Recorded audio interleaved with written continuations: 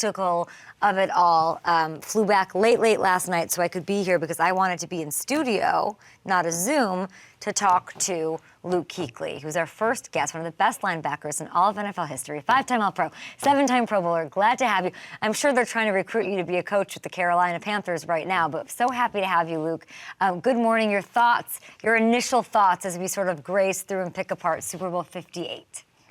I mean, I think we talked about it previously. I'm such a Niners fan because I've got such good buddies on that team. Obviously, Christian and Steve Wilkes and Sam Darnold. He was here in Carolina for a little bit. So your heart goes out to those guys because you know the work that goes into it. You know how close they were. And the season starts for a lot of these guys in February when they start working out again. And it's such a long haul to get to this point. And now it's like, daggone, like, worked so hard. We had a great season. The fans are into it. And then it's just, you get to that point in the game and you go in the locker room with the result you don't want. And it's just so difficult. So I feel for those guys. Hopefully as time goes on, they get a little bit of perspective and understand how special that season was. But right now my heart goes out to them. It's such a bummer because I know how hard all those guys work. I mean, you know what it feels like to lose a Super Bowl. What's today like for them? This is the day they all go back. They're getting on the plane, heading back to San Francisco as a team. They get to see each other again, and it's just kind of, it's tough. You know, I remember getting on that plane and thinking through, there were 3 or 4 plays in that game that I'm like, man, if I just would have done this, if I would have done that, if I would have just punched a ball out here. There was a screenplay on Emmanuel Sanders early in the game, I think in the first quarter when we played Denver in 2015, where he caught a little tunnel screen. He put his foot in the ground, came back inside. His ball was on his inside arm.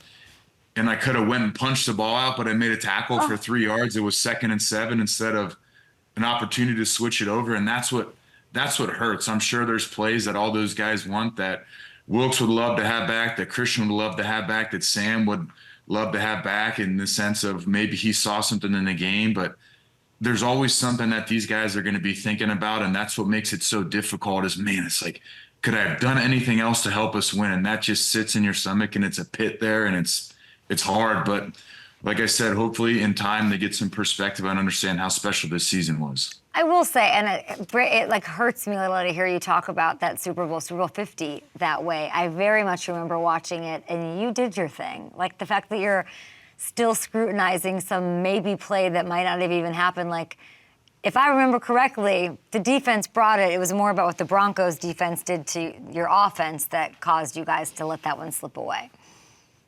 Yeah, and it's always on defense. It's how do you create turnovers? How do you create short fields? How do you get off the field on 3rd down? And in those situations like that, you know, you got to find a way to make it happen. Every play in the Super Bowl matters, and stuff goes through your head, and there's plays, like you said, that are seared into my brain from that game that you wish, hey, what if I could have done this? What if I would have approached that play like that? What if I would have taken another risk? There was another 3rd down, a ball that Demaryius Thomas caught across the middle, backed up. It's like, man, if I would have just taken a little bit more risk and tried to pick it off instead of knocking the ball down, does the play change? Does the game change? And those are all things you can look back and say, woulda, coulda, woulda, shoulda, but you can't live your life doing it. But it's so hard as a competitor knowing, like, man, if I could have helped the team in one more way, what would that way have been? Yeah. And then I'm thinking as you're talking, I'm thinking about Kyle Shanahan, because there's plays, but there's also decisions. And this is somebody who I sort of see the thinking, like what you're doing right now. I see the Patriots-Atlanta game. Like, I see the 28-3. I see it all sort of working. And those sort of memories sear into your brain and they work on you. Like, that's what happens. You know the new overtime rule. His decision to receive after winning the coin toss, what did you make of it? I think when you look at the analytics, JJ Jansen, our long snapper, is a big analytics guy, and I talked to him about it. He's like, it's close to 50-50. It's about as up in the air as you can go. And Kyle's logic made a lot of sense. He's like, all right, we go down and score. Say we score a touchdown or we kick a field goal. we want the ball with the sudden death opportunity at the end of the game, right? And then you play the other side of the script. It's you want to know what you got to get. That's the other side. Against Mahomes, you want to give him opportunities to go for it on fourth down. That's kind of what it came down to. The Niners had a fourth down opportunity and they kicked the field goal to score points, to put points on the board. And then early in that overtime drive, the Chiefs had the ball 4th and 1 and they had to go for it. So that's kind of really what it comes down to, is what approach do you want to take? Do you want to have the opportunity to get the ball third with the sudden death chance to go down and score? I think that's what the Niners were thinking. I think what Andy Reid said is their thought process was, we want the ball second. So maybe they go down the field, they know what they need. Maybe they score a touchdown, they go for 2 to win the game. I think it's kind of 50-50. However you look at it, obviously. Luke, if it's 50-50 against 31 quarterbacks, fine. Yeah, Mahomes is a tiebreaker. He gets 4 downs to go down half the field before they get in field goal range. It was like when we played Drew Brees. Giving him the ball at the end of the game is just so difficult because he knows he needs to score. The way they call plays is a little bit different. Drew's going to take those chances that he typically wouldn't take. And that was the scariest thing for us when the offense would go down the field and score at the end of the game. I'd always look up at the clock and be like, man, is there too much time for Drew? And that's kind of what it became at the end of the game there. It's really well said. Yeah, I want to go have it last and go for 2 and not have that crazy man who might be the best quarterback we've ever seen, as we're seeing what he's doing at such a young age, have the ball at the end of the game or touch it again. Okay, let me see. I wanted to ask you, since we're talking about this, there are people crushing Jake Moody. People texting me. I was worried about Jake Moody just because it's a rookie, big shoes to fill, didn't kick a lot. Niners win a lot of games, and he had missed a couple kicks in weird conditions, and there was a blocked extra point. I honestly feel like it helped extend the game for the Niners in a weird way. So I want to ask you, if you're out there, would you rather be up 3 and have Mahomes and Reid sort of know a field goal as an option to tie? Or I guess like up 4 and have them go in knowing they have to use all 4 downs to score that touchdown? I agree kind of with what you're saying. They went down the field, they were down 3, so they kicked a field goal to tie, which ultimately gave the Niners another chance and sent it to overtime, right? Was that correct? Yep.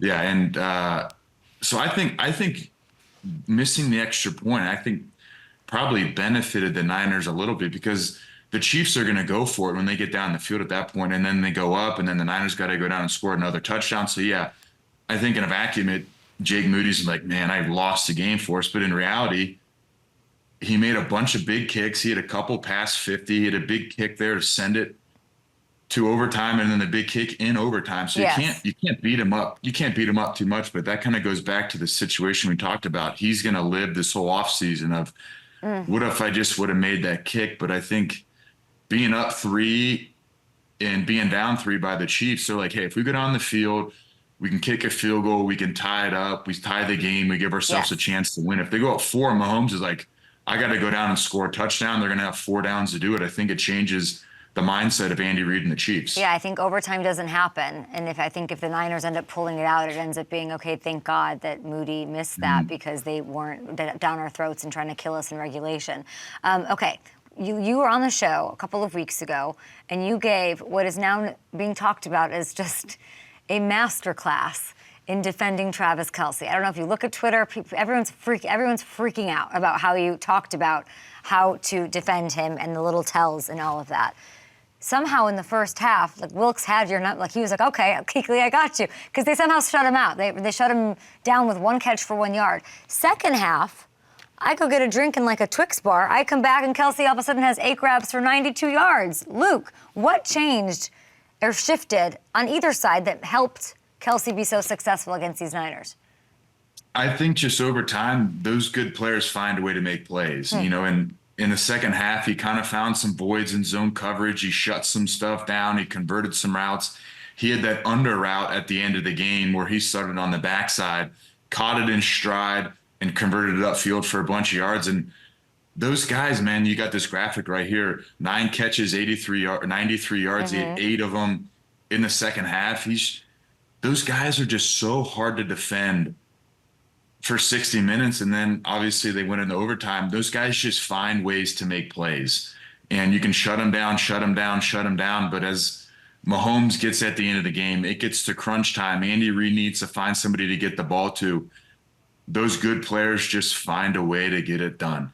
Sits in windows, caught him running across the field and looked like man coverage with the whole player. The whole player might not have seen him. Fred's an outside leverage going across the field. It's just a really difficult play, and good players make big plays, man. That's really what it comes down to. How much did Greenlaw going out make a difference with Kelce? I don't know particularly on the matchups, but I think when you have a guy like Dre that goes down, what you lose from a guy like that is energy and physicality, right? You might not have seen it. When you watch the game, I didn't really feel him missing as far as the play went. Warren Burks did a great job in the game. I think Dre, when you lose a guy like Dre, yeah, you lose a skill set on the field, but his physicality, his mindset, his energy. And remember, they showed the clip of him on the sideline jumping up and down, getting ready to go on the field. That's what you miss. Because remember, he's jumping up and down. He put his foot in the ground to go out the field, and that's when it popped. So you miss the energy, you miss the passion, you miss the physicality. And like I said, I've always kind of talked to him. He reminds me of Thomas Davis. And that's what Thomas brought to us, just was a mindset, energy, physicality, a relentless attitude. And did it make a difference in the game? I don't know, but it couldn't have hurt him. Travis Kelce, successful, weird sideline thing. You're an intense player. You know what it's like to be in an intense game, like the Super Bowl. What did you make of the sideline situation between Travis and the bumping and all of that with Andy Reid? It's funny. Andy Reid he bumped him pretty good. He really did. Andy Reid was able to kind of catch himself. He held onto his play sheet. But this, to me, I love the energy from Kelce, right? Really? But I think it says more about Andy Reid and his ability to stay composed during that situation. Good take. I think that's what it says about Andy Reid, is he could have fired back at him and went at him and really brought that situation and really rose it to a situation where it didn't need to be. But I think Andy Reid understands big game. Travis isn't getting the ball. That was right after the Pacheco fumble. I think he understands Kelce's energized. He's frustrated. We're playing poorly on the offensive side of the ball. Maybe they had talked about something during the week. And that was a situation maybe where Kelce gets the ball. And I think Andy Reid really handled it perfectly. Wow. I'm going to not make it a big deal. I'm going to go talk to him probably when the camera's not on me. We're going to get things going. We're going to have confidence in what we're doing. And ultimately, at the end of the game, Kelce had a great game and made plays when it mattered. But Andy Reid did a fantastic job. I mean, like TMZ is reporting on it. It's this whole big thing. And Andy, after the game, to your point, says, I want my players to, I like my players like that. He sort of downplayed it, made it no big deal, which is a great thing to do. Because, a lot of people would be like, well, Greg Olsen wouldn't do that to Ron Rivera. Like, why could you act like that? And they're tearing him apart. But you enjoy the intensity. Yeah, you want competitors. You want guys that want to win. And I think that everything that you hear the last couple of years is the relationship between Andy Reid, Mahomes, and Kelce. So I think they're beyond just coach player. I'm sure that they've got a great relationship. They're buddies. They understand each other. Not everybody can go talk to Andy Reid like that. And Travis knows that. Andy Reid knows that. I think the rest of the team probably understands that. And you don't know what they were talking about. Was he upset? I don't know what they're talking about. And that's the thing that nobody's going to ever really understand, because the truth probably will kind of stay between those two guys. But passion and energy, and one side being composed, Andy Reid, but just the overall relationship between Andy Reid, Kelce, Mahomes is something that gets talked about a lot. And I think that's probably a primary example of how good it is for them. Mahomes put the Chiefs on his back in the second half and in overtime. Luke, when you look at what he did last night, and really during the whole playoff run, what to you is the most impressive part? I just think his composure. You look at the season, everybody's talking about how they struggled on offense and how well the defense played, how much they struggled in the first half, couldn't get Kelce going. Mahomes throws the pick. They had a couple 3-and-outs in a row. But Mahomes is one of those guys. He's been there. He's done it. He's won. That's his third Super Bowl. the moment's not too big for him, and they were always within striking distance. I think if the Niners had got out to a couple score lead, I think things changed a little bit, but I think he has just such supreme confidence in who he is, the guys around him, what Andy Reid can do. And I think he knows, man, my defense is playing so well this year. I just have to stay close, stay close, stay close. And then he put his feet helped him a lot at the end of the game there. I think what was going on is Nick Bosa was chasing so hard from the backside all game. When they needed plays, that's when those zone reads opened up and Mahomes was able to pull it and scurry and get a couple yards. His feet really saved him. And when he needed to make plays, he found a way to do that, whether it was him pulling the ball, whether it was finding Kelsey, whether it was getting Nico Hardman the ball there at the end of the game. I don't think the moment is too big for him. He's been there. He's done it. Like right here, you can show it. He's just scrambling for yards and he's not sliding. And I think these guys at the end of the game, John Elway was a big example of that in the Super Bowl. He dove and got helicoptered. These quarterbacks, they put it all out there. They're not afraid to put their body on the line when they need it. I could listen to you talk over plays all the time. Like, Luke, we gotta get you in a booth. We gotta get you to, like, you and Greg together. We gotta get something going on. Can you evaluate Brock Purdy for me last night? Polarizing all season long. Played well last night. Yeah, and I think he's played well all season.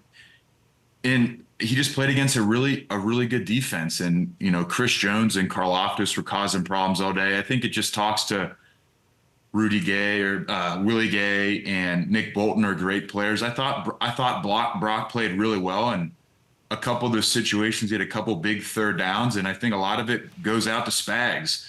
Couple timely blitzes, couple unblocked players. There's not a whole lot Brock Purdy can do in those situations, and I think Kyle Shanahan had a couple plays dialed up in the high red zone early in the game. I think he had Deebo Samuel on a streak or a go ball. And Chris Jones was able to just get his big hand in there and disrupt it a little bit and sail the ball. He had Kittle on one, too, and just a little bit of pressure. And I think that's what people don't talk about. Chris Jones being disruptive on the inside just makes life so difficult for those quarterbacks. Do you think Spags will be a head coach at some point again? I think this year he really showed it. And, I don't know what's going on in his head right now. Would he want to be a head coach?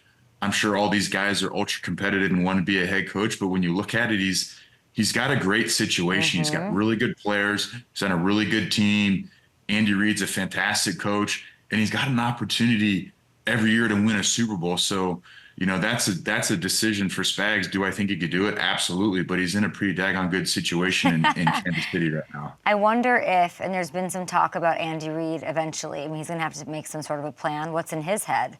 How long does he want to go? Does he want to win 4? Does he care about his ranks in history, or could there potentially be a really beautiful eventual passing of the torch down from Andy to Spags? Like, I'd love to see that. I'd love to see Spags get another shot at running a ship. It didn't quite work out in St. Louis.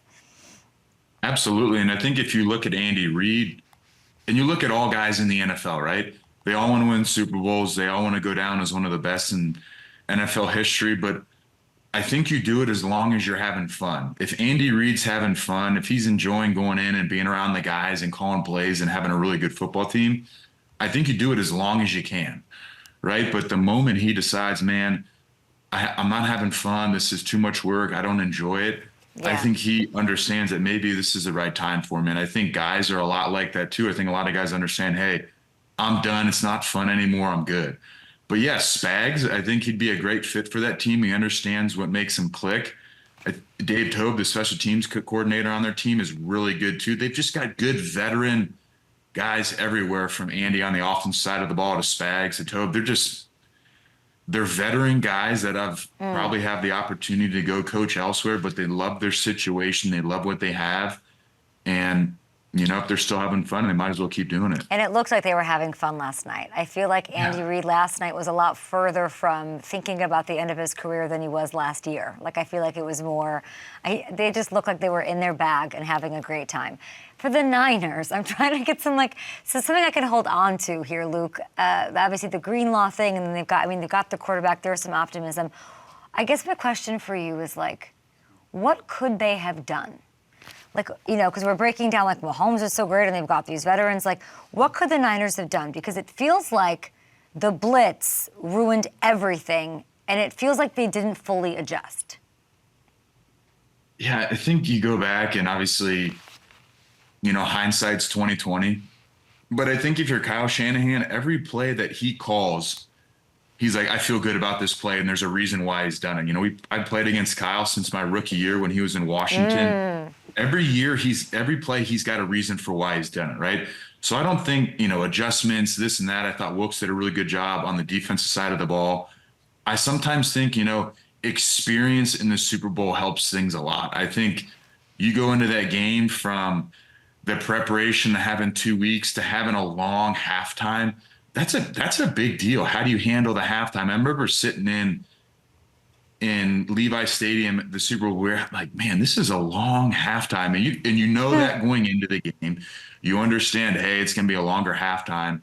But until you're in that situation, you're like, man, this is a lot longer than I anticipated. So I think for them moving forward, they've played in the playoffs. They've had home playoff games. They've come from behind and win. They did that this year, something that they hadn't done a whole lot of. They've won NFC championship games. They've battled. They've had some injuries. And now they've had their first taste of a Super Bowl. And I think that's the biggest thing is you get the experience of playing in the Super Bowl. And I don't ever look back and say, hey, they should have called this. They should have called that. This guy should have done this. Like, I think that's so difficult because these guys put so much time into preparing, and Kyle and Wilkes and all those guys have such great reasons for why they call things. But I think just having the overall experience in the Super Bowl for majority of those guys, I know they played the Chiefs in Miami a couple years ago, but just there's some new guys on that roster, and just what is it like? What does it feel like? Now they know what it feels like moving forward. It's, and it's not like we're making excuses. I just Googled who your halftime was. It was the Beyonce Coldplay. Yeah. I forgot. It was a great half. Bruno Mars doing his thing out there. It's a long ass halftime, and it's not to make an excuse. But if you look at yesterday, Brock went, I'm gonna say like over an hour without throwing a pass. I might be exaggerating, but the Chiefs had the last full possession, the long halftime, and then the Chiefs got the ball to start. So it's sort of that takes the air out of the thing. Wait, and how do you stay warm? And I think that's the hardest thing. You can only run around and do so much inside, but when you get out of the flow of the game a little bit, I'd be lying to you if I said it doesn't take a second to kind of get back going again.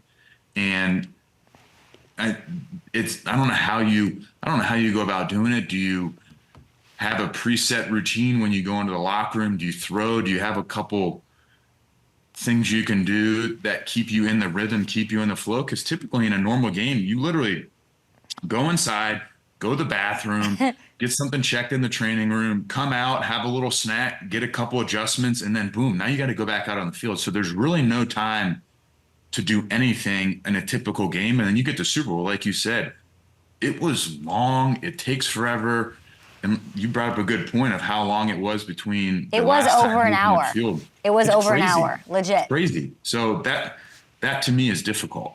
Okay, but where do the Niners go from here? Like, if we don't know how to combat that, or I mean, some teams somehow turn it on. Like, you look at 28-3, you look at do your job, you look at like all of the, like it doesn't affect everybody. Like, I guess you're the perfect person, unfortunately, to ask this too.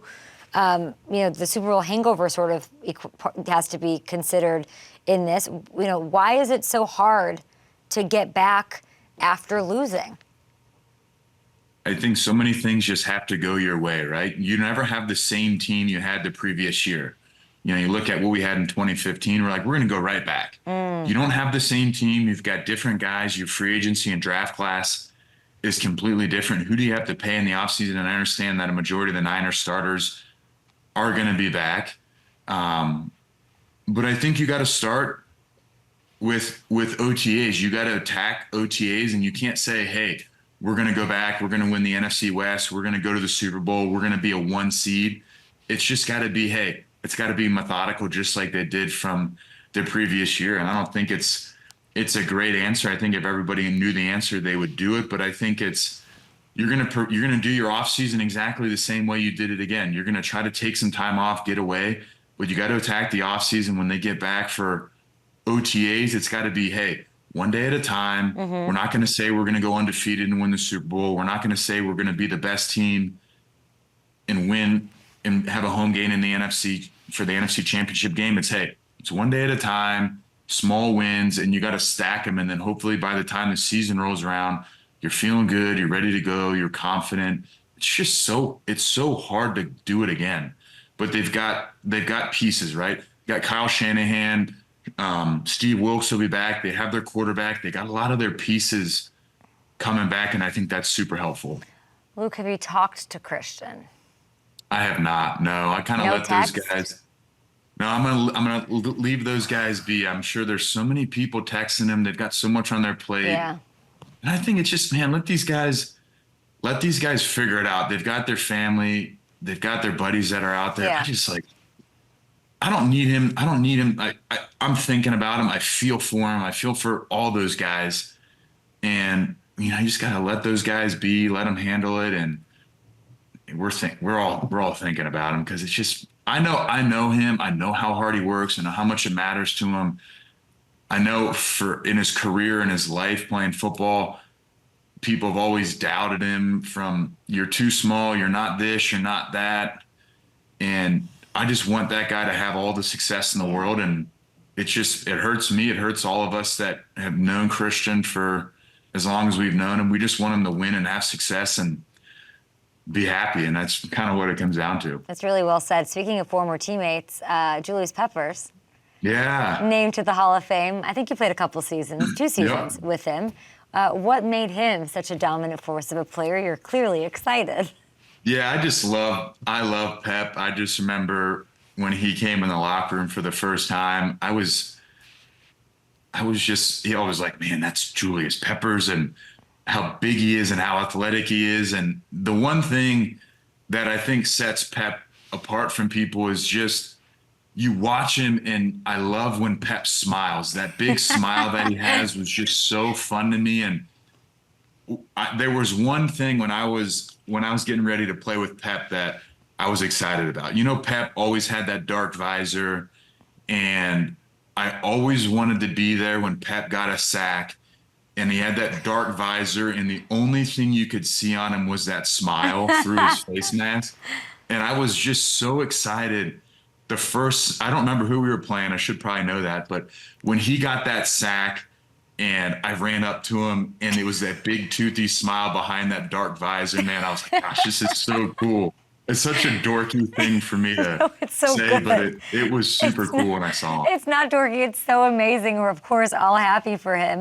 Your guy Pepper's in. You're eligible for the first time. Yeah. My friend, I believe I'm looking at it right now. Next year. What's your relationship with thinking about the Hall of Fame? I think, when you think about the Hall of Fame, I think it's obviously awesome. I think it's it's the highest honor that you can have as a football player on an individual basis. And you look at the guys that got in there, especially at the linebacker position, it's, the guys that I grew up watching, Derek Brooks, Brian Urlacher, Ray Lewis, obviously Pep got in, and there's, those 3 guys that I mentioned, and then Patrick were guys that I grew up watching play football, and all of them are a little bit different. Brian was so good down the middle of the field on that Bears defense, making plays on the ball, getting after the quarterback. Derek Brooks had the big pick, and he's known for playing that will spot in that Tampa 2 defense. And then Ray Lewis just was the heart and soul of that Ravens defense in the middle. Energy, passion, leadership. Those guys are so fun to watch. And then obviously Patrick was more kind of when I was playing, and he was always a guy that, us young linebackers had our eyes on. Like, man, we need to be like Patrick. How can we emulate Patrick? But at the end of the day, you put your work in on the field as a player and you let those guys take care of it. But it would be a tremendous honor of all these guys you grew up watching. It'd be obviously super cool. So, we'll see what happens. I did my best when I was playing. I had a lot of really good help around me, from players to coaches to people within the organization, that I did everything I could. I loved every second of it. And now we'll just kind of see what happens. I mean, you're getting in. We'll see. Yeah, we'll see what happens. I know you don't want to. Yeah, but I think you bringing up Patrick is interesting, because I think the one thing will be how long you played. But you look at Patrick, who never won Defensive Player of the Year, which you did, and we all love Patrick Willis, and congrats to him. But you both had 7 Pro Bowls. I did the math before the show. 5 All-Pros and Defensive Rookie of the Year. So you've got the Defensive Player of the Year over him, and he stepped away before turning 30 as well, and he just got it. And so congrats to him, and future congrats to you, Luke. We'll see. No pressure. I need you to keep talking about Listen, this. I'm gonna trust me. Yeah. I'm gonna keep it up. Everyone will, and this has been amazing. You're the best. We appreciate the insights. I can't even tell you. I don't even think you look at how it resonates, but you're so freaking good. You're so freaking good, Luke. So appreciate you, and good luck. And we'll talk to us sometime down the line, I'm sure. Awesome. Enjoy your day. Thanks for having me on.